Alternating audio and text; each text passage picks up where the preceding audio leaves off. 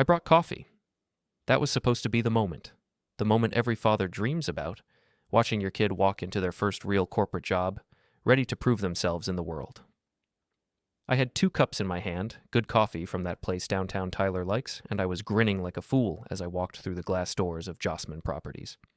The receptionist waved me through. She knew who I was, Asher Cole, father of the new guy, father-in-law to the boss's daughter. I thought I knew this place.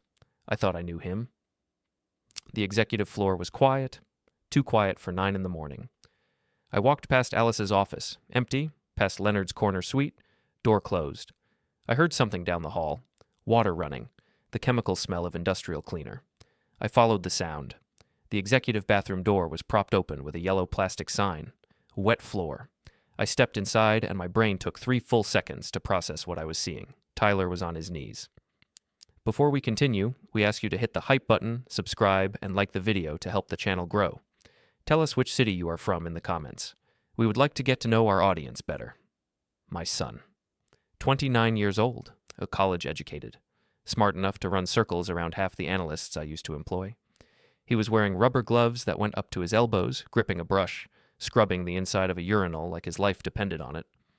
There was a bucket next to him. Brown water, the kind of brown that makes your stomach turn. He had sweat running down his face. His shirt, the new one Linda bought him special for today, was soaked through at the back. His hands were shaking. And leaning against the doorframe, arms crossed, wearing a smile that could cut glass, was Leonard Jossman. "That's all he's good for," Leonard said. Not to me, not to Tyler, just said it. Out loud, like he was commenting on the weather. I stood there holding 2 cups of coffee and the world tilted sideways. Tyler looked up, saw me. His face crumpled. His eyes went red and wet and his mouth opened, but nothing came out. "Dad," he finally whispered. Leonard turned, saw me. And his face did this thing, this instant transformation, where the cruelty vanished and suddenly he was the warm, affable family man again. "Asher, good morning. Just having Tyler learn the business from the ground up. You know how it is. No one respects the work unless they understand every level." He clapped me on the shoulder. "Character building. You understand." I looked at my son, still on his knees, still holding that brush. I looked at Leonard, still smiling. "Right," I heard myself say. "Character building." I set the coffee down on the sink counter, turned, walked out. I made it to my car before my hands started shaking, made it halfway down the block before I had to pull over. I sat there gripping the steering wheel and staring at nothing while my pulse hammered in my ears. 23 years I spent building businesses, consulting, turning around family companies that were eating themselves alive from the inside. I knew every trick, every manipulation, every way a patriarch could destroy the people around him while pretending to build them up. I had walked away from that world 5 years ago, semi-retired, done. I told myself I was done with the games, done with the corporate warfare. I pulled out my phone, found a number I had not called in 2 years. Hit dial. It rang 4 times. "Asher Cole," the voice on the other end said. "I thought you were gone for good." I need everything you can find on Leonard Jossman. Jossman Properties, financials, contracts, debt schedule, banking relationships, everything. A pause. Then, "When?" "Today," I said. "Start today." I hung up, sat there another minute. Then I drove home. Linda was in the kitchen when I walked in. She took one look at my face and put down her coffee. "What happened?" I told her. She went pale, then red, then pale again. "He was cleaning toilets," she said slowly. "On his first day. Leonard made him clean toilets." "On his knees," I said. "Rubber gloves. Like hired help." "Did Alice see?" She walked by, smiled. I think she thought it was some kind of joke. Linda sat down hard. "We have to tell her. Tyler won't let us. You know he won't. He'll protect Leonard because that's what he does. He protects people even when they don't deserve it." "Then what do we do?" I looked at her. Linda, 55 years old, senior accountant, steady, logical. The person who always knew when the numbers did not add up. "We look at Leonard's books. We find out what he's really running, and we figure out how much leverage he actually has." She stared at me. "Asher, you retired." "I was," I said, "until someone made my son scrub their urinals for free." Linda was quiet for a long moment. Then she nodded once. "What do you need from me?" "Access to any financial records you can find, anything Alice might have mentioned." "She talks about the company sometimes. She's frustrated. Leonard won't let her lead anything real. He keeps blocking her projects. It's because he's terrified, I said. Of her, of losing control, of becoming irrelevant. I've seen it 100 times. Founders who can't let go. They'd rather burn it down than hand it to the next generation. Alice is his daughter. Doesn't matter. She's smarter than him, and he knows it. That's the threat. Linda watched me. You're not just going to talk to him. No, I said. I'm not. What are you going to do? I thought about Tyler on his knees, thought about the look on Leonard's face, that smile. I'm going to take 60% of his company, I said, legally, carefully, and I'm going to give it to Tyler and Alice. Linda blinked. That's not possible. It is. If he's as overextended as I think he is, if his ego is as big as it looks. I turned back to her. I built a career on finding the cracks in family businesses. Leonard Jossman is about to find out what happens when someone actually knows what they're looking at. She stood, came over, put her hand on my arm. Are you sure? Linda, he made our son clean toilets and told him to be grateful. She nodded slowly. Okay, then let's bury him. Tyler came home at 8:30 that night. We heard his car in the driveway, heard the door open and close, heard his footsteps in the hall. Slow, heavy, the kind of walking you do when you're too tired to care about making noise. He came into the kitchen, saw us sitting there, tried to smile. Hey, he said. Sorry I'm late. Leonard wanted me to help move some file boxes before I left. Linda's jaw clenched. I stayed very still. Sit down, I said quietly. I'm fine, Dad. Just need a shower and... Tyler, sit. He sat. We looked at him. Really looked. His shirt was wrinkled and stained. His hands had red marks where the gloves had chafed. His eyes were hollow. What happened today? Linda asked gently. Nothing. It was fine. It's just the first day, you know. Everyone starts somewhere. You started in a bathroom, I said. On your knees. His face went carefully blank. You saw that? I saw it. It was just cleaning. No big deal. Tyler, Linda said. Sweetheart, tell us the truth. He looked down at his hands. For a long moment he just stared at them like he did not recognize them. Then he spoke, and his voice was so quiet I almost could not hear him. He said I have to prove myself. He said family doesn't get special treatment. He said if I want to earn a real position, I have to show I'm willing to do anything. Did he pay you? I asked. Silence. Tyler, did Leonard Jossman pay you for today? He said family doesn't need a paycheck. He said I'm investing in my future. He said the reward is proximity to power, and I should be grateful he's giving me a chance. I felt something cold settle in my chest. The same feeling I used to get when I walked into a client's office and realized they were 3 months from collapse and did not even know it. Do you have a contract? I asked. Not yet. He said we'll formalize everything once I prove myself. How long? He didn't say. What's your job title? Operations analyst. On paper? Tyler hesitated. He said we'd make it official next month. Linda made a sound in her throat. Not quite a gasp. Not quite a sob. I stood up, went to the counter, stood there with my back to them for a minute because I needed to get my face under control before I turned around. Tyler, I said finally, Leonard is using you. No, he's not. He's just old school. He believes in earning your place. He's exploiting you. Free labor, no contract, no paper trail. If he wanted to fire you tomorrow, he could do it without any legal consequences because you don't officially work there. He wouldn't do that. He's Alice's father. Exactly. He knows you won't fight back because you're terrified of hurting Alice. Tyler's head snapped up. Don't bring her into this. She's already in it. She's the only reason you're there, and Leonard knows it. That's why he can treat you however he wants, because he knows you'll take it to protect her. You don't know him like I do. I know him better than you think. Tyler stood up fast enough that his chair scraped backwards. You know what? I don't need this. I don't need you writing in like you're going to fix everything. I'm 29 years old. I can handle my own problems. Can you? I asked quietly. Because from where I'm standing, it looks like you're getting ground into dust and calling it character development. He stared at me. His eyes were shiny. I'm trying, Dad. I'm trying to build something. I'm trying to prove I'm not just Asher Cole's son. I'm trying to stand on my own. By scrubbing toilets for a man who won't even pay you minimum wage? Stop. By letting him humiliate you in front of... I said stop, his voice cracked. Just stop, okay? I know what it looked like. I know what you think. But you don't understand. Leonard is tough, but he's testing me. Once I pass the test, everything will be fine. I looked at my son, saw the desperation in his face, the need to believe this was going to work out, that his suffering had meaning. I had seen that look before, in boardrooms, in family offices, in the faces of sons and daughters being slowly consumed by their parents' egos. "Okay," I said softly. "Okay, Tyler. I hear you." He relaxed a fraction. "Thank you. But promise me something." "What?" "Pay attention. Watch how he treats you when Alice isn't around. Watch how his face changes. And if it ever feels wrong, if it ever feels like more than just tough love, you tell me, deal?" He nodded. "Deal." He went upstairs. We heard the shower start. Linda looked at me. "He's not going to listen." "I know." "He's going to let Leonard grind him down until there's nothing left." "I know." "So what do we do?" I pulled out my phone, opened my email.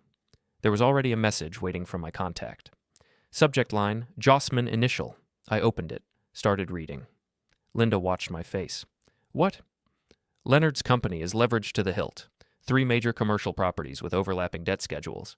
Heavy reliance on a single refinancing deal that's coming due in 4 months. And his cash flow is propped up by one big project that hasn't broken ground yet." "Meaning?" "Meaning if anything goes wrong, if that project stalls, if the refinancing gets tricky, if interest rates move the wrong way, he's in trouble, real trouble." "How much trouble?" "The kind where he either finds new capital or starts losing assets." Linda leaned back. "You're going to use that." "I'm going to use that." "How?" I closed my phone, looked at her. "I'm going to make Leonard Jossman so desperate for help that he'll take a deal he would never normally consider, and that deal is going to put Alice and Tyler in control of 60% of his company. He'll never agree to that." "He will," I said, "when he's out of options, when the alternative is losing everything, when his ego is pinned against the wall and the only way out is to let his daughter save him." "That's ruthless." "He made my son clean toilets." She was quiet for a moment. Then she nodded. "What do you need me to do?" "Find out everything Alice knows about the company's internal operations. Anything Leonard has blocked. Any ideas she's had that he shot down. Any frustrations she's mentioned. She talks to me sometimes. She's been venting lately." "Good. I need details. I need to know what she sees that Leonard is too blind to notice." Linda stood, came around the table, kissed my forehead. "Don't lose yourself in this." "I won't." "Asher, I mean it. Revenge is one thing. Destruction is another." "This isn't revenge," I said. "This is business, and I'm very, very good at business." She left. I sat there in the dark kitchen with my phone and a growing sense of clarity. The kind of clarity I used to get right before I walked into a boardroom and told a family their empire was about to change hands. I opened my laptop, pulled up an old file. It was labeled Jossman, Preliminary Evaluation. I had started it 6 months ago, right after Leonard first mentioned bringing Tyler into the company. Something about the way he said it made me uncomfortable, the way he smiled, the way he phrased it as doing us a favor. So I had done what I always did. I looked at the numbers. Jossman Properties, regional commercial real estate and property management, founded 32 years ago. Steady growth for 2 decades, plateau for the last 5 years. Recent expansion funded almost entirely by debt. I scrolled through, found the section on leadership structure. Leonard Jossman, founder, CEO, sole controlling shareholder. Alice Jossman Cole, director of digital strategy. No equity, no board seat. I stared at that line. No equity. Leonard's own daughter, working in his company, and he had not given her a single share. That told me everything I needed to know. This was not about business. This was about control. This was about a man so terrified of losing his throne that he would not even share it with his own child. And now he had Tyler. Another target. Another person to dominate and diminish and break. I closed the laptop, leaned back. Thought about the look on Leonard's face when he said, "That's all he's good for." "You're about to learn a very expensive lesson," I said quietly to the empty room. "You don't make someone's son clean your toilets unless you're prepared to lose everything." I stood, walked to the window, looked out at the quiet street. Somewhere across town, Leonard Jossman was probably sitting in his big house, feeling untouchable, feeling powerful, feeling like he had won. He had no idea what was coming. I met Alice for coffee 3 days later. She picked the place, a trendy spot downtown with exposed brick and overpriced lattes, the kind of place Leonard would never set foot in. She was already there when I arrived, sitting by the window, scrolling through her phone. She looked up when I walked in and smiled. It was a good smile, warm, genuine, the smile of someone who still believed the best in people. I was about to ruin that. Asher. She stood, hugged me. Thanks for meeting me. I know you're busy. Never too busy for you, I said. We sat. How are things? Good. Busy. The company is in a really exciting phase right now. Yeah? Tell me about it. She launched into it. The enthusiasm was real. She talked about digital transformation, about modernizing their client outreach, about building a platform that could scale beyond their current regional footprint. She had ideas, smart ideas, the kind that could double revenue in 3 years if executed properly. I listened, nodded, asked good questions, and the whole time I was watching her face, watching for the moment the enthusiasm would crack. It came about 10 minutes in. So, I put together this whole proposal, she said. Full business plan, projections, implementation timeline. I presented it to Dad and the board last month. And? Her smile faltered. He said it was too risky, too modern. He said we need to stick with what works. What did the board say? They didn't say anything. When Dad says no, everyone else just nods. How did that feel? She looked down at her coffee. Honestly, it felt like being patted on the head and sent back to the kids' table. Does that happen a lot? More than I'd like. She looked up, tried to smile again. But it's fine. He's just protective. He built this company from nothing. It's hard for him to let go. Alice, can I ask you something? Of course. Do you have equity in the company? She blinked. What? Ownership. Do you own any part of Jossman Properties? Oh, no. Dad said we'd work that out eventually, once I've proven myself. How long have you been working there? 5 years. I let that sit between us. 5 years. No equity, no real authority, just enough responsibility to feel important and not enough power to actually change anything. What about Tyler? I asked carefully. How's he settling in? Her face brightened immediately. He's great. Dad has been so good to him, really taking him under his wing. Has he? Absolutely. He's giving Tyler the full experience, starting from the ground up, learning every part of the business. It's exactly what Tyler needs. I sipped my coffee, chose my words carefully. Have you seen them together much? At the office? Not as much as I'd like. I've been slammed with client meetings. But Dad keeps me updated. He says Tyler's doing really well. That's good. Why do you ask? Just curious. You know how fathers are. We worry. She laughed. Tyler's fine. Better than fine. I think this job is exactly what he needed. Dad treats him like a son. There it was. The lie Leonard had sold her. The performance he put on whenever she was watching. I could tell her. Right now, I could describe what I saw in that bathroom. I could explain how Leonard's face changes the second she leaves the room. But she would not believe me. Not yet. She loved her father. She trusted him, and people don't let go of that trust easily. They need to see it themselves. So instead I said, I'm glad he's settling in. Linda and I were worried. You don't need to be. Honestly, I think Dad is enjoying having him around. He's always wanted a son to pass the business to, you know? That sentence hung in the air like smoke. He's always wanted a son. Not a daughter. A son. Alice did not seem to notice what she had just said, but I noticed. I filed it away with everything else I was learning about Leonard Jossman. We talked for another 20 minutes. Casual stuff, family, plans for the holidays. Alice mentioned her mother briefly, said they were supposed to have lunch next week. How is your mom? I asked. Alice's expression shifted. Something complicated crossed her face. She's fine. We don't talk about Dad much. Why not? It's easier that way. She left when I was 18, ran off with some other guy. Dad says she just couldn't handle a real partnership. Couldn't handle being with a man who was actually building something. Is that what happened? That's what Dad told me. And you believe him? She looked at me strangely. Why wouldn't I? No reason. Just curious if you ever heard her side of the story. She doesn't really talk about it. Says it's in the past. Alice checked her watch. I should get back. We have a project meeting at 2. We stood, hugged goodbye. She left. I sat back down, pulled out my phone, opened a text thread with Linda. Me. Need you to find contact info for Alice's mother. Name was Jennifer Jossman. Probably goes by maiden name now. Linda. Why? Me. Because I want to know what really happened, and I'm willing to bet Leonard's version is completely different from the truth. Linda. On it. I finished my coffee, stared out the window at the downtown lunch crowd rushing by. Thought about Alice's face when she talked about her proposals being shut down. Thought about the way she said, "Dad treats him like a son." Without realizing she had just admitted her father did not see her as a worthy successor, Leonard had been very careful, very strategic. He kept Alice close enough to feel valued, gave her just enough responsibility to keep her invested, but never enough power to threaten him. And now he was doing the same thing to Tyler. Except Tyler was not his daughter. Tyler was expendable. So Leonard did not even bother with the pretense. He just took what he wanted: free labor, absolute submission, and expected gratitude in return. My phone buzzed. Contact from 2 years ago. Financial analysis complete. Sending encrypted file now. Short version: Jossman is 1 bad month away from a liquidity crisis. His refinancing depends on that Riverside project breaking ground by January. If it delays, the banks will get nervous. I replied, "Can you pressure the project timeline?"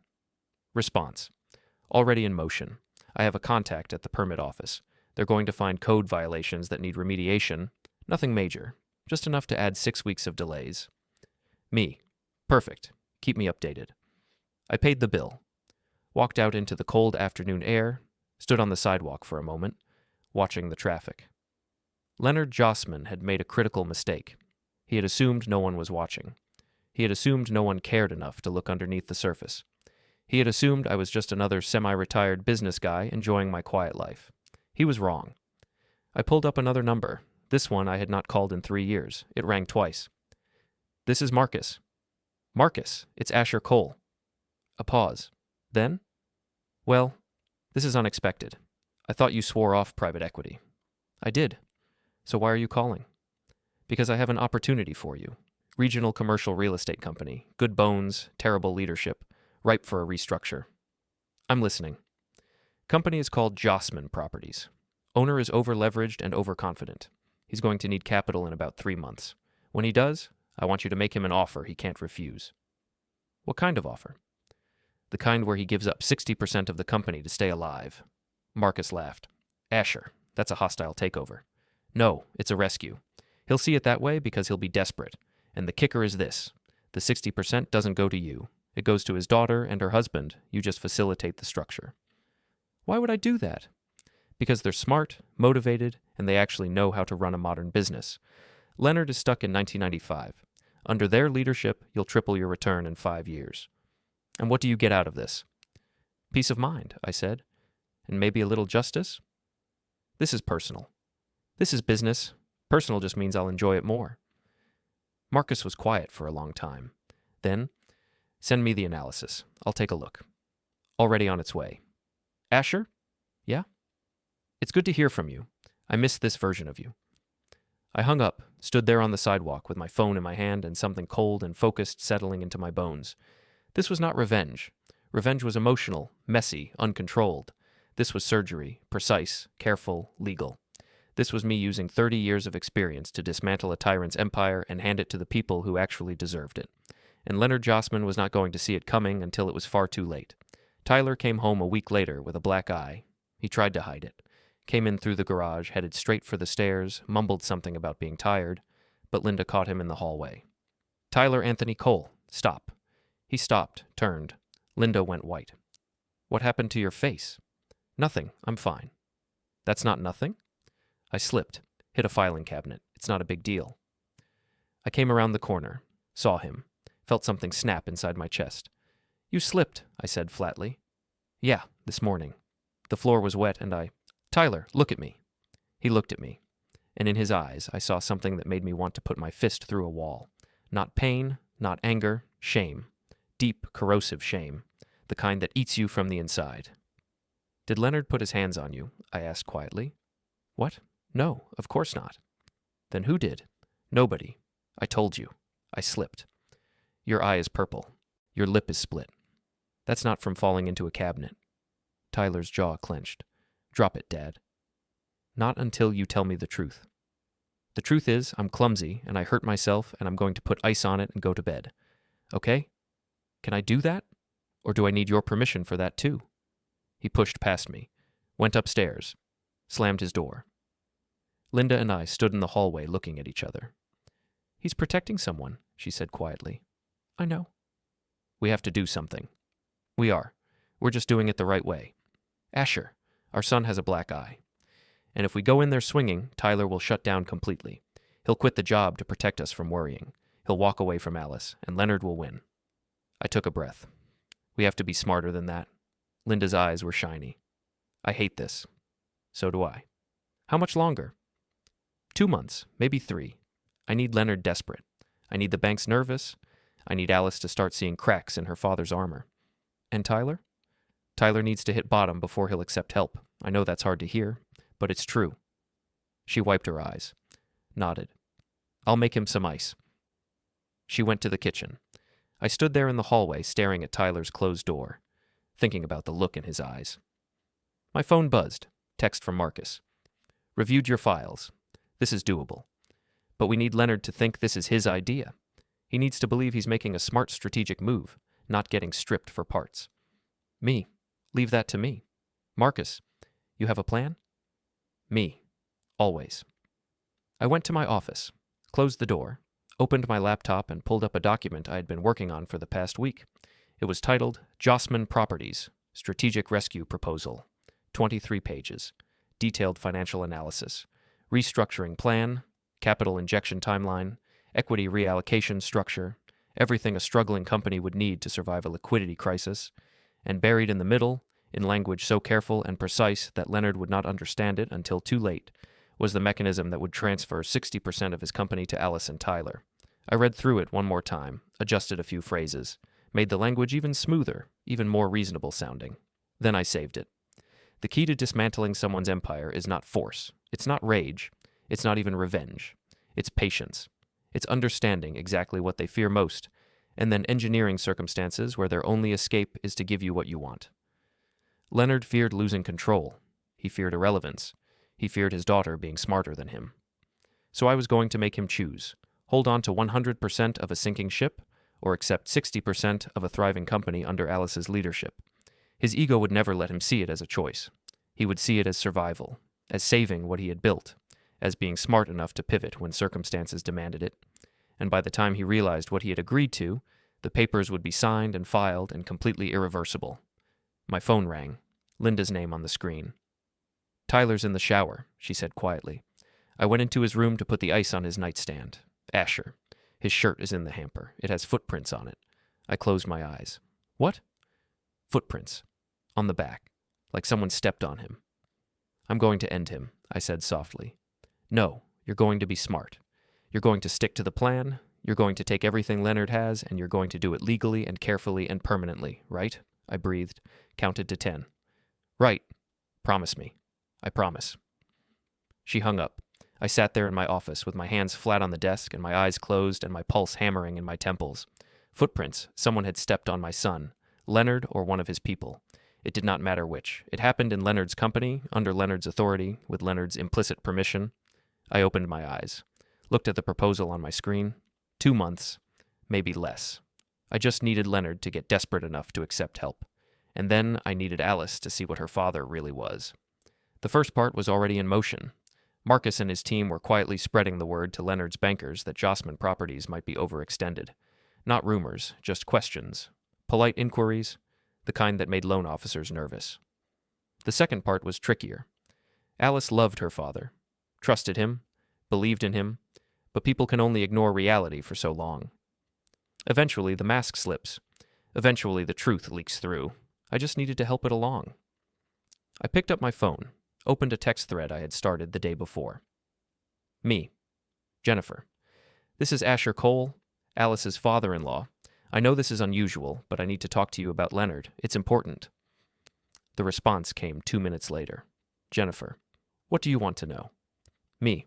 Everything, especially the parts he lied about. Jennifer. That's a long list. Me. I have time.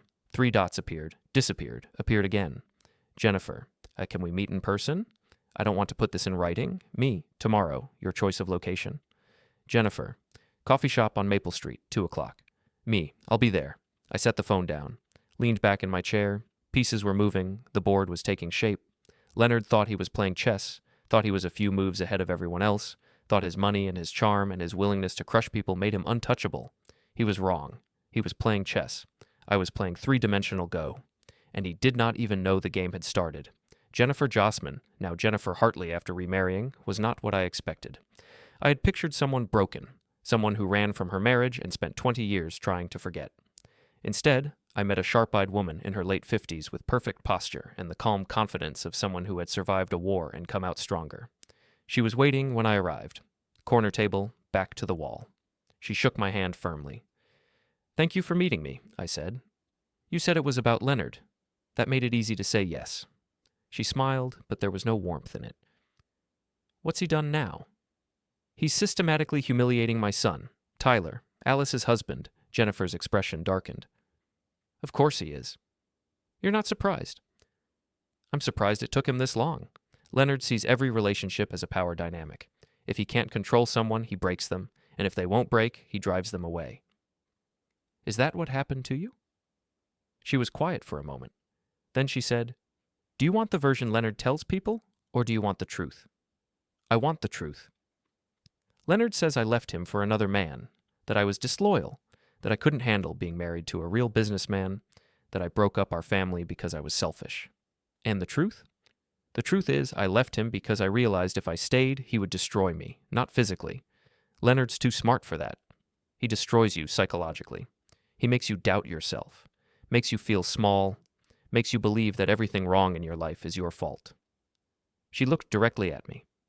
"I left because I wanted to live. And yes, I met someone else after. Someone kind, someone who treated me like an equal. Leonard acts like that's proof I'm a cheater, but I didn't leave for another man. I left to save myself." "Why did it take so long?" "Because I was stupid, because I believed him when he said he'd change, because I stayed for Alice." Her voice cracked slightly. "I thought she needed both parents. I thought I was protecting her by staying. And then one day I realized I was teaching her that this was what marriage looked like, that this was what love looked like, so I left." "How did Alice take it?" "She was 18, devastated, and Leonard spent the next 8 years making sure she believed I was the villain. He rewrote history, made himself the victim, made me the one who abandoned our family." Jennifer looked down at her coffee. "She barely spoke to me for 3 years.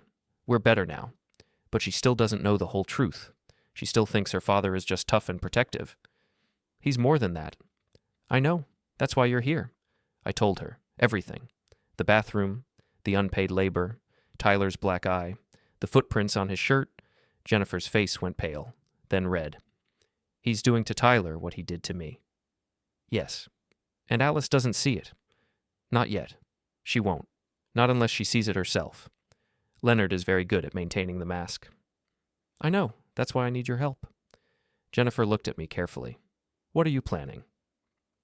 "I'm going to take 60% of Leonard's company and give it to Alice and Tyler, legally, permanently. And in the process, I'm going to make sure Alice understands exactly what kind of man her father is." "That's ambitious?" "That's necessary." She smiled. Actually smiled. "I like you, Asher. You remind me of the man I married after I left Leonard. Smart, strategic, but with a backbone. Will you help me? What do you need?" "I need you to have lunch with Alice, soon. And I need you to tell her the truth about why you left. Not all of it. Just enough. Plant seeds. Make her start questioning Leonard's version of events." "She won't believe me." "She doesn't have to. Not yet. She just needs to doubt. That's all. Once she starts doubting, she'll start watching.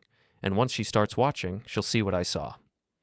Jennifer was quiet for a long time. Then she nodded. "Okay, I'll do it. But Asher?" "Yeah?"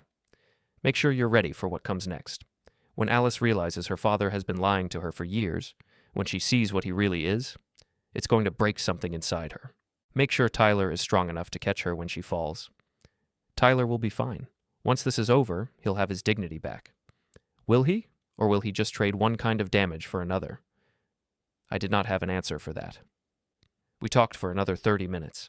She gave me details, specific incidents, times Leonard had gaslit her, manipulated her, made her feel crazy for trusting her own perceptions. By the time I left, I had a complete picture of Leonard Jossman. Not the successful businessman, not the proud father, the real man underneath. A man terrified of losing control, a man who saw every relationship as a zero-sum game, a man who would rather destroy everything than admit he was wrong. That was useful information, because terrified men make mistakes. And I was about to give Leonard plenty of opportunities to make very big mistakes. I drove home. Went straight to my office, opened my laptop, and started making calls.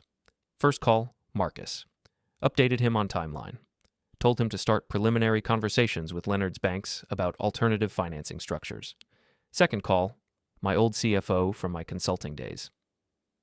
Asked him to quietly reach out to 2 of Leonard's key managers and offer them better positions elsewhere. Not to hire them, just to make them offers, just to make Leonard nervous about loyalty. Third call, a journalist I knew who covered commercial real estate. Planted a story idea about legacy companies struggling to adapt to digital markets. Made sure Leonard's company would be featured as a cautionary tale. None of this was illegal. None of it was unethical. I was just creating pressure. I was just making Leonard feel like the walls were closing in. Because they were. By the time I finished, it was dark outside.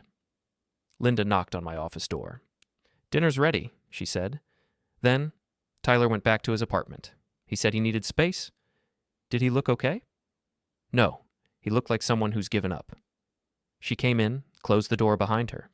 "Asher, what if this doesn't work? What if we're making it worse?" "We're not." "How do you know?" "Because I've done this before. I've walked into family businesses on the edge of collapse, and I've seen what happens when people like Leonard are allowed to stay in power. They don't change. They don't grow.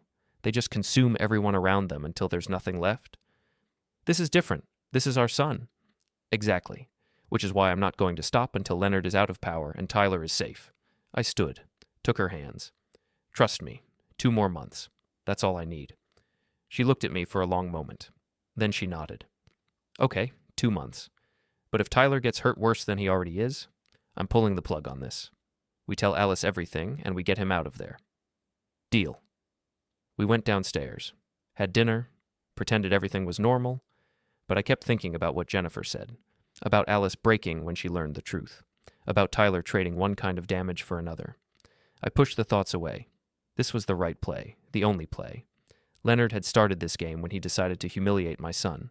Now I was going to finish it. 3 weeks later, Leonard made his first real mistake. It happened in a board meeting.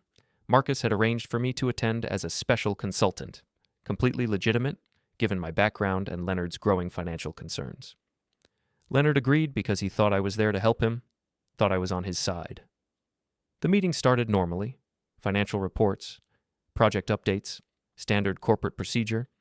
Then Alice presented. She had a proposal for modernizing their client communication system, complete digital overhaul, cloud-based property management, automated reporting, everything a modern commercial real estate company should have been doing 5 years ago. It was brilliant, detailed, well-researched. The kind of presentation that should have gotten immediate approval. Leonard listened, nodded occasionally, smiled that warm, fatherly smile. Then when she finished, he said, "That's adorable, sweetheart. But we're not a tech startup. We're a real estate company. We need to focus on our core competencies." Alice's face went carefully blank. "Dad, this isn't about being a tech startup. This is about efficiency. Our current systems are costing us time and money. Our current systems work fine. They've worked fine for 30 years. The market has changed. The fundamentals haven't." Leonard looked around the table. "Anyone else think we should spend $2 million on software when we have properties that need maintenance?" Silence. The other board members looked down at their papers. Nobody wanted to contradict Leonard. Nobody except me. "Actually," I said quietly, "I think Alice is right." Leonard's head swiveled toward me. His smile stayed in place, but his eyes went cold. "Excuse me?" "Her proposal would pay for itself in 18 months. After that, it's pure margin improvement, and more importantly, it positions you for the kind of buyers who would pay a premium for a modernized platform. We're not selling. You might not have a choice." I let that hang in the air. "Leonard, can we talk privately for a minute?" His jaw clenched, but he nodded. "Sure. Board, take 15. We went into his office. He closed the door. The warm patriarch vanished instantly. "What the hell was that?" he hissed. "That was me trying to save your company." "My company doesn't need saving." "Yes, it does." I pulled out my phone, showed him the screen. "Your refinancing is in trouble. The banks are nervous. Your Riverside project is delayed, and 2 of your key managers are fielding offers from competitors." Leonard went pale. "How do you know that?" "Because I make it my business to know." "Leonard, listen to me. You're running out of time. You need capital, and you need it fast, which means you need to show the banks you're forward thinking, that you're adapting, that you're not just an old man clinging to outdated systems." "I'm not old." Then stop acting like it. Approve Alice's proposal. Show your lenders you're serious about modernization. And more importantly, start treating your daughter like the asset she is instead of the threat you think she is. Leonard's face twisted. For a second, I thought he might take a swing at me. Instead, he said very quietly, "You don't get to come into my company and tell me how to run it. I'm not here to run your company. I'm here to help you save it. There's a difference. Get out." "Leonard," I said, "get out. You're done here. This consulting arrangement is over. Send me your final invoice." I stood, looked at him. This angry, frightened man who was so terrified of losing control that he could not see he was driving his company off a cliff. "Suit yourself," I said. "But when the banks come calling, when your board starts asking hard questions, when Alice finally realizes you've been holding her back for years. Remember I tried to help?" I left, walked out of his office. Through the boardroom where everyone was studiously avoiding eye contact. Past Alice, who looked confused and worried. I made it to the elevator before I let myself smile. Leonard had just done exactly what I needed him to do. He had rejected good advice out of pride. He had alienated someone who could have legitimately helped him. He had shown weakness. And now the real work could begin. I called Marcus from my car. "He kicked me out," I said. "Perfect. That makes this easier. Now you're not connected to what comes next." "What comes next?" "I'm going to have my team approach Leonard directly. No more consultants, no more intermediaries, just a clean private equity offer. Capital in exchange for restructuring. He'll fight it at first, but when his banks start making noise, when his board gets nervous, when he's truly desperate, he'll take the meeting." "How long?" 4 weeks, maybe 5. His refinancing deadline is in 6. He'll wait until the last possible second because that's what people like him do. They believe they can pull off a miracle. They believe they're smarter than everyone else. And then when they finally realize they're not, they panic and make bad decisions. And that's when we hit him with the real proposal. Exactly, the one where 60% goes to Alice and Tyler in exchange for saving his company. He'll see it as giving control to family, as keeping it in the bloodline. He won't realize until it's too late that he's actually losing everything. I hung up, drove home, found Tyler's car in the driveway. That was unusual. He had been avoiding us for weeks. Inside, he was sitting at the kitchen table with Linda. He looked worse than I had ever seen him. Thinner, hollow-eyed. His hands were shaking. "Tyler?" I said. He looked up, and I saw it. The exact moment someone decides they can't handle it anymore. The moment they crack. "I quit," he said. His voice was hollow, lifeless. "I'm done. I can't do this anymore." Linda placed her hand over his. "Sweetheart. No. You were right. Both of you. Leonard's not going to change. He's not testing me. He's just destroying me. And I let him. I let him because I thought if I could just prove myself, if I could just work hard enough, he'd finally respect me." Tyler laughed bitterly. "But it was never about that. It was never about me earning anything.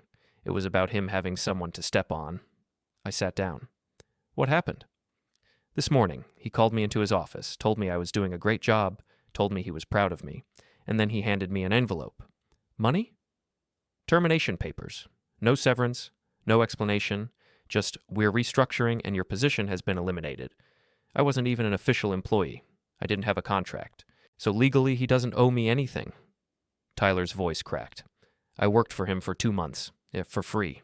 I did everything he asked. I let him treat me like garbage. And then he fired me like I was nothing." Linda was crying silently. I stood, walked to the window, stared out at nothing while my pulse hammered and my hands clenched into fists. "Where's Alice?" I asked quietly. "She doesn't know yet. Leonard told me not to tell her, said it would upset her, said I should just quietly go away and let everyone move on." "Are you going to?" "I don't know. I don't want to hurt her. She loves her father, and if I tell her the truth, if I tell her what he's really like, it'll destroy her." I turned around, looked at my son, broken, defeated, ready to walk away from everything just to avoid causing pain to someone else. "Tyler, listen to me. Leonard fired you because you're not controllable, because you have Alice's love and he doesn't, because every day you stay married to his daughter is another day he has to share power with someone. He didn't fire you because you're not good enough. He fired you because you are. That doesn't make it better. No, but it means this isn't over, not by a long shot." Tyler looked at me. "What are you talking about?" Linda and I exchanged glances. She nodded slightly. I sat down across from Tyler. Your father-in-law is about to lose 60% of his company, and you and Alice are about to own it. Tyler stared at me. What? Leonard is over-leveraged. His refinancing is falling apart, his banks are nervous, and I've been working with a private equity firm to structure a rescue deal. The deal goes through in about 4 weeks, and when it does, the controlling stake goes to Alice and you. That's not possible. It's completely possible, and it's completely legal. Leonard is going to agree to it because he won't have any other choice. Alice will never go along with this. She'll never betray her father. She won't see it as betrayal. She'll see it as saving the company, and she'll be right. Under her leadership, Jossman Properties will actually have a future. Under Leonard's, it's going to collapse in 6 months. Tyler shook his head. This is insane. This is business. This is what I did for 23 years. I walked into failing family companies and I restructured them. The only difference is, this time, it's personal. You did this because of me. I did this because Leonard made a mistake. He hurt someone I love, and people who do that need to learn there are consequences. Tyler was quiet for a long moment. Then he said, "What do you need me to do?" "Nothing yet. Right now you need to recover. You need to get your strength back. And when the time comes, when Alice realizes what her father really is, you need to be ready to catch her. Can you do that?" "I don't know." "Yes, you do. You married her, you love her, and you're about to become a very successful businessman, so pull yourself together, because this is just the beginning." Tyler looked at Linda. She nodded. "Your father's right. We're not letting Leonard win, not after everything he's done." Tyler took a shaky breath. Okay. What happens next?" "Next," I said, "we wait for Leonard to panic, and then we give him exactly one way out." Alice learned the truth 2 days later, not from Tyler, from her father. She showed up at our house at 7 in the evening, eyes red, rain in her hair, fury in every line of her body. "You took him away," she said. Behind her, Tyler got out of his car. He had followed her to make sure she arrived safely. "Alice," I began. "No, you don't get to talk. You took Tyler away from my father's company. You poisoned him against my dad. You made him quit." "I didn't make him do anything." "Then why did he leave? Why did he throw away this opportunity?" Tyler stepped closer. His voice was quiet, steady. "Alice, I didn't quit. Your father fired me." She turned to him, stunned. "What?" "He fired me 2 days ago. He handed me termination papers and told me to leave quietly." "That's not true. Dad said you couldn't handle the pressure, that you weren't committed. He said—" "He lied," Tyler said gently. "Alice, he's been lying to you about me since the day I started. I need you to really listen." Tears ran down her face, but she nodded. Inside, we sat in the living room. Linda made tea we never touched, and Tyler told her everything. The bathroom incident, the unpaid labor, the way Leonard spoke to him, the shove that left a black eye, the footprint on his shirt, the way the cruelty always came when Alice wasn't there to see it. Alice listened without interrupting. Disbelief became horror. Then something colder. Clarity. When Tyler finished, she whispered, "Show me the letter." He handed her the termination notice. She read it several times. "This doesn't make sense," she said. "You weren't officially employed? Dad didn't need to fire you. He could have just told you to stop showing up." "Unless he wanted documentation," I said softly. Proof he let Tyler go. So if Tyler ever made a complaint, Leonard could point to a paper trail. Alice looked at me, shocked. "You've been investigating my father?" "Yes." "For how long?" "Since the day I saw Tyler on his knees in that bathroom." Her voice barely rose above a whisper. "What did you find?" I hesitated. Linda rested her hand on my arm, giving permission, and then I told her everything. "Your father's company is in trouble," I said. "He's over-leveraged. His refinancing is falling apart. He's got maybe 6 weeks before the banks start forcing his hand." "How do you know that?" "Because it's what I used to do. I evaluated struggling companies. And Alice, I'm sorry, but Jossman Properties is struggling. Your father's been hiding it, probably from the board, definitely from you." "Why would he hide it from me?" "Because admitting the company is in trouble means admitting he needs help. And admitting he needs help means giving up control. And your father would rather lose everything than share power." Alice stood up, started pacing. Her mind was working. I could see it, putting pieces together, realizing things she had been refusing to see. "The projects he shut down," she said slowly. "The investments he refused to make. The way he rejected every modernization proposal. It wasn't because they were bad ideas. No. It was because they came from me. Because approving them would mean acknowledging I was right, would mean giving me real authority. Yes. She stopped pacing, looked at me. You have a plan, don't you? That's why you were at the board meeting. That's why you pushed him. You wanted him to reject you. You wanted him to make mistakes. I nodded slowly. Yes. What's the plan? Private equity rescue. Capital injection in exchange for restructuring. 60% of the company gets transferred to a new entity. Who controls the entity? I looked at Tyler, then back at Alice. You and Tyler. She sat down hard. You're trying to take my father's company away from him. No, I'm trying to save it. Your father is going to lose it anyway, either to the banks or to bankruptcy. This way at least it stays in the family. This way you get to build something real instead of waiting for your father to hand you scraps. He'll never agree to it. He won't have a choice. When the deadline hits, when the banks start moving, when his board realizes how bad things really are, he'll take the deal because the alternative is losing everything. Alice put her face in her hands. Her shoulders shook. Tyler moved to sit next to her, put his arm around her. She leaned into him. My whole life, she said quietly. I thought he was preparing me to take over. I thought he was teaching me, testing me, making me earn it, but he was never going to let me have it, was he? No, I said gently. He wasn't? Because I'm not a son. Because you're not him. And that's the only thing that matters to people like Leonard. Legacy isn't about passing something on. It's about staying in control forever. She was silent for a long time before straightening, wiping her eyes, and looking at me with new resolve. What do you need from me? She asked. I need you to pay attention. When the deal hits the board and your father fights it, you'll need to support it. Show them you're ready to lead. This isn't a hostile takeover. It's a transition. They'll listen to Dad. Not if the numbers are undeniable. Not if bankruptcy is the alternative. And not if you show them you're the only one with a real plan. Alice looked at Tyler. Are you okay with this? Alice, he fired me, humiliated me, used me. I'm not after revenge, but I do want justice. And I want you to finally get what you've earned. She nodded. Okay. I'm in. What's the timeline? 4 weeks, maybe less. Marcus will call your father soon. He'll refuse, the banks will panic, the board will panic, and when he's desperate enough, he'll take a meeting. And that's when you spring the trap. That's when we offer him the only way out. Alice stood. I need to talk to my mother. Linda and I exchanged a look. Your mother? Yes. Dad told me his version of why she left. But what you're saying, I think he lied. I need to hear her side.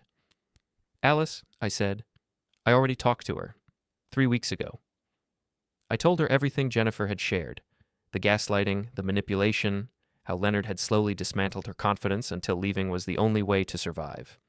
By the end, Alice was crying again, grieving not a loss, but a truth she'd never been allowed to see. He lied about everything, she whispered, and I believed him. You were a kid, Tyler said gently. That's not your fault. I'm not a kid now. I should have seen it. The way he treats people. The way he treated you. She took a long breath. But I see it now. She wiped her eyes, stood straighter. When she looked at me, I saw Leonard's steel, but none of his cruelty. 4 weeks, she said. I'll be ready. And Asher? Yeah? Make the deal bulletproof. No exits, no loopholes. If we're doing this, we're doing it right. I wouldn't have it any other way. She left with Tyler. That girl is going to be formidable, Linda said. She already is, I answered. She just didn't know it. Leonard created his own worst nightmare, an extraordinary daughter he tried to keep small, and now she's going to take everything from him. Poetic, I said. Brutally poetic. I went to my office and opened my files. 4 weeks. Maybe less. The pieces were all in place. The pressure was rising. Leonard was about to learn the most expensive lesson of his life. You don't make someone's son clean your toilets. And you definitely don't fire him and expect his father to walk away. The call came on a Tuesday. Leonard's lawyer reached out to Marcus, said Leonard was willing to take a meeting, discuss potential partnership opportunities, wanted to explore strategic options. Translation, Leonard was panicking. Marcus called me immediately. We're on. Meeting is Friday. His office, board will be there. This is it. Alice ready? She's been preparing. She's scary good, Asher. Good. Let's finish this. Friday came. I put on my best suit, the one I used to wear when I walked into boardrooms and told families their empires were changing hands. Linda straightened my tie. Bring him down. Count on it. Marcus met me in the lobby. Everyone's here. Leonard, the board, Alice.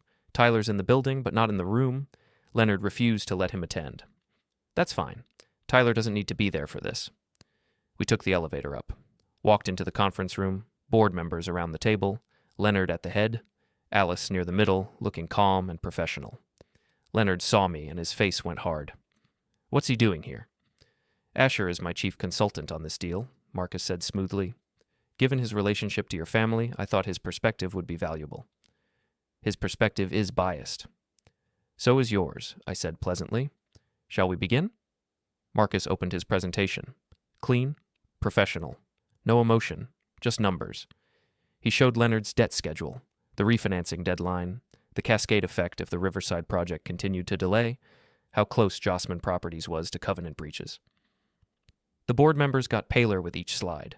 Leonard stayed stone-faced. This is an exaggeration. We're fine. No, you're not, I said quietly.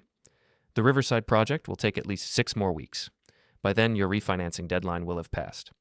This is a hostile takeover. This is a rescue. There's a difference. Marcus advanced to the next slide.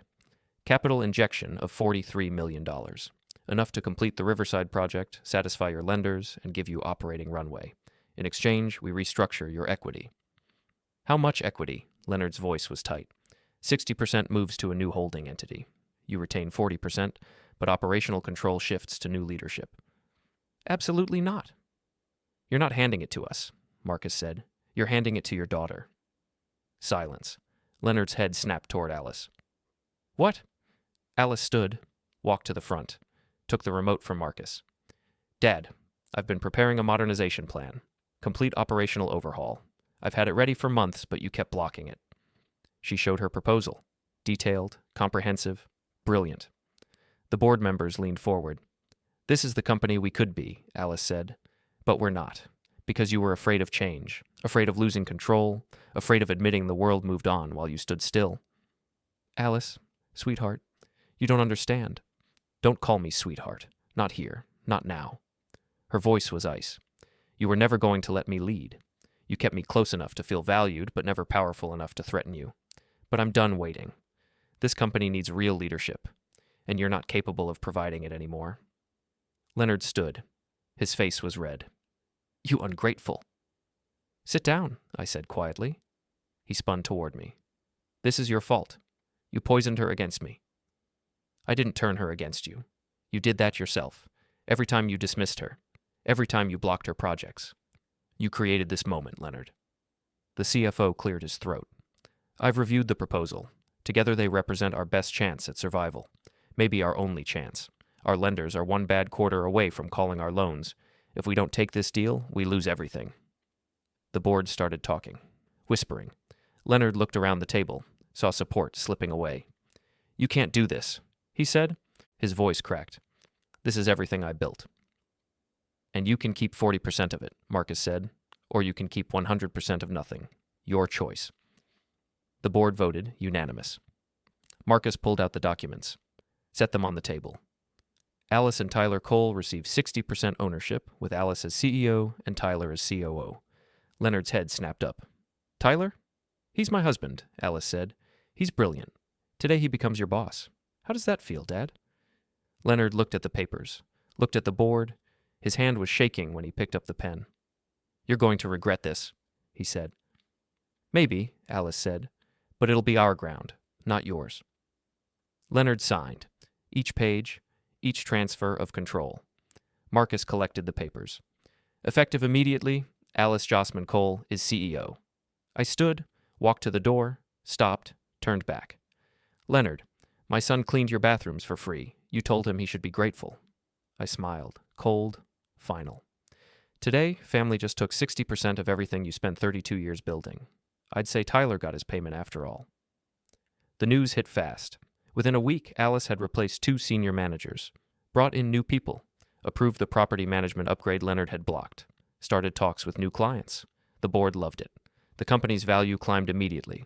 Leonard tried to fight back, tried to rally support. Nobody listened. After 2 weeks, he stopped trying, just disappeared. Alice was worried at first. Then Jennifer called her, told her Leonard was fine, just sulking. Let him, Jennifer said. He needs to learn the world doesn't revolve around him. 3 weeks after the takeover, Tyler came to the house. He looked different, healthier, stronger. "I got my first paycheck today," he said, smiling. "Real salary, health insurance, everything." Linda hugged him. "I'm so proud of you." "You two did the real work." "No," I said. "We created the opportunity. You took it. You could have walked away. You didn't. That's all you." Tyler looked at me. "I don't know how to thank you." "Don't thank me. Just build something good. That's all the thanks I need." He left. Linda leaned against me. "It's over," she said. "Almost." "What's left?" "Leonard. He's still out there. Still angry." "You think he'll try something?" "I think he's going to try one last play." 4 days later, Leonard made his move. It started with an email to the board at 3 a.m, rambling, furious, accusing Alice of conspiracy, accusing me of fraud. Alice called me. "He's losing it. He's threatening legal action."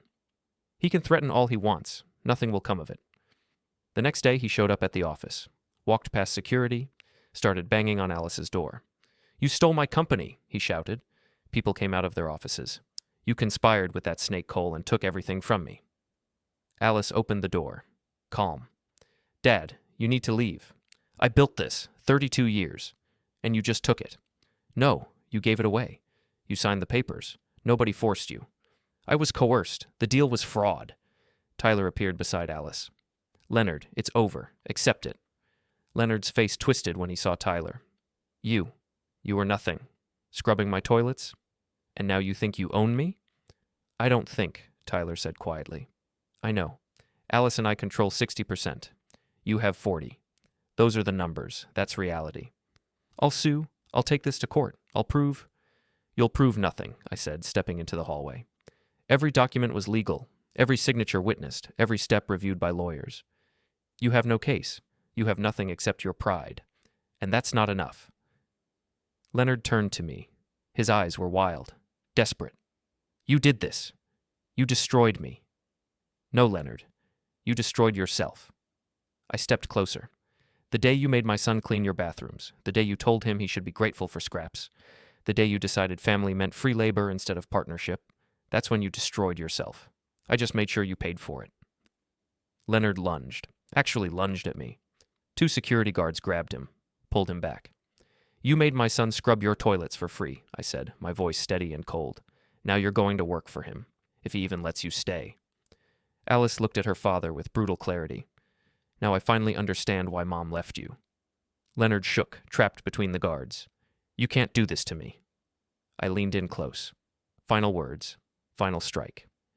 "You did this to yourself the day you decided family meant free labor and deserved loyalty. Today, it means you lost 60% of everything you built, to the people you tried to break." Leonard's face crumpled. Alice and Tyler turned and walked back into the office. The guards escorted Leonard out. I stood in that hallway watching him go, watched him disappear into the elevator, watched the doors close on everything he used to be. Marcus appeared beside me. "It's done." "Yes," I said. "It is?"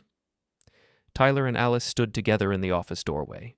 Tyler had his arm around her. They were smiling, actually smiling, free, victorious, ready to build something real.